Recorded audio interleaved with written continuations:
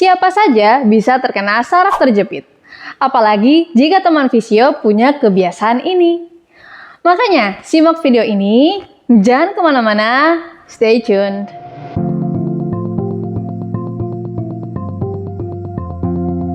Assalamualaikum warahmatullahi wabarakatuh. Halo teman fisio, kembali lagi dengan saya Lely Hamidah, teman fisio Anda. Jadi, kali ini kita akan bahas ya kebiasaan harian yang mungkin kelihatan sepele, tapi ternyata bisa menyebabkan saraf kejepit di pinggang belakang.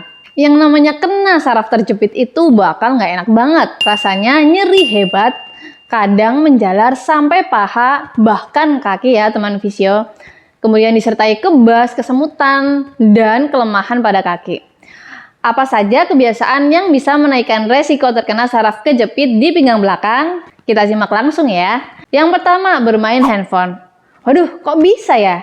Iya, kalau bermain handphonenya dengan posisi menunduk seperti ini. Ya, dan main handphone itu pasti kan jarak deket ya, kita nggak mungkin jauh-jauhan seperti ini. Tambah dengan posisi menunduk, itu akan menambah beban pada tulang punggung kita. Padahal di situ ya ada sarafnya.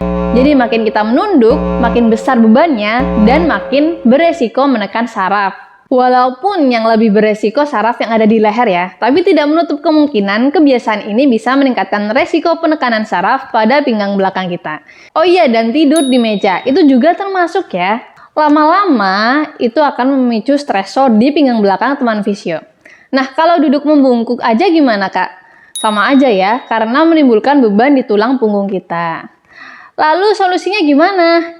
Teman fisio bisa gunakan bantal duduk yang nyaman daerah sini, daerah pinggang belakang, atau penataan meja kerja yang ergonomis. Dan tiap 15 menit teman fisio bisa melakukan exercise ringan atau melakukan aktivitas ringan seperti ambil air, ngopi, ke toilet, terus telepon dengan posisi berdiri, jadi nggak stagnan dalam posisi duduk. Selanjutnya membawa tas backpack ya, tas punggung itu yang berat, dan itu dilakukan setiap hari.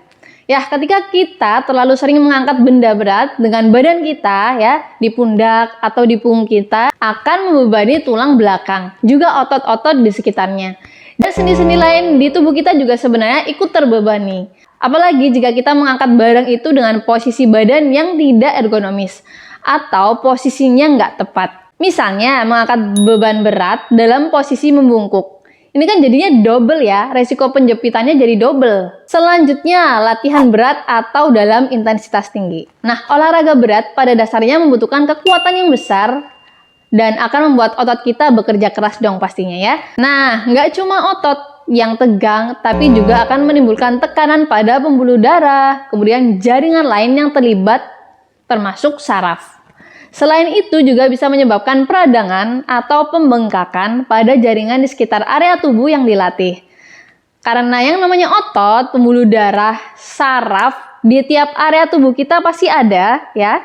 Maka jika terjadi peradangan secara serempak, saraf yang ada di area tersebut akan tertekan atau terjepit.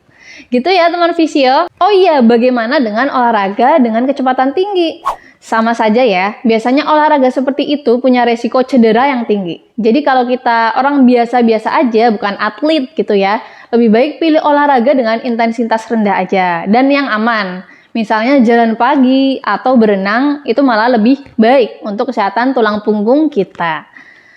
Nah, yang mau coba olahraga intensitas tinggi harus bertahap ya, kalau perlu ada arahan dari coach dan jangan lupa lakukan pemanasan dan pendinginan. Selanjutnya ada rutinitas berulang. Wah, ini bisa terjadi pada siapa aja ya, baik pekerja pabrik, atlet, dan bahkan seorang ibu rumah tangga. Jadi ini bukan tentang seberapa berat pekerjaan atau rutinitas yang dilakukan, tapi adalah tentang pengulangannya ya. Gerakan yang berulang yang dilakukan tanpa istirahat. Misal contoh sederhananya, ibu rumah tangga nyapu ya, baik pakai sapu konvensional atau pakai vakum, itu kan posisinya biasanya membungkuk. Dan itu dilakukan setiap hari pastinya ya. Itu bisa memicu peradangan atau pembengkakan pada jaringan yang ada di area tersebut. Sudah kita jelaskan tadi ya, bisa meningkatkan resiko terjepitnya saraf. Karena kita lakukan berulang-ulang, kemudian pembuluh darahnya membesar atau jaringan otot, fascia dan lain-lain ikut bengkak ya. Jadi bisa memicu menekan saraf yang letaknya sama-sama ada di situ ya. Jadi intinya teman fisio jangan lupa melakukan pemanasan dan pendinginan ketika berolahraga. Break sebentar itu juga perlu ya, ada jeda istirahat saat melakukan rutinitas tertentu. Dan mulai belajar tentang posisi ergonomis, misal saat mengangkat galon, atau saat bermain handphone, dan lain-lain. Kebiasaan selanjutnya yaitu rebahan. Sukanya rebahan terus, nggak pernah olahraga. Loh, tapi gimana sih? Olahraga berat salah, nggak olahraga juga salah. Ya iyalah, manusia itu kan diciptakan untuk bergerak kan. Kalau kurang aktivitas fisik, otot di badan kita jadi kaku, nggak fleksibel, dan bisa meningkatkan resiko penekanan pada saraf. Nah, mager, malas gerak juga berpengaruh pada berat badan kita. Kalau berat badan makin nambah, itu juga menambah beban pada tubuh kita, termasuk pada pinggang ya yang ada sarafnya. Jadi bisa meningkatkan resiko saraf terjepit di pinggang belakang. Nah, sekian ya teman fisio informasi yang bisa kita sampaikan. Semoga bermanfaat. Terima kasih karena telah ikut bergerak bersama kami. Sampai ketemu di kesempatan selanjutnya. Wassalamualaikum warahmatullahi wabarakatuh.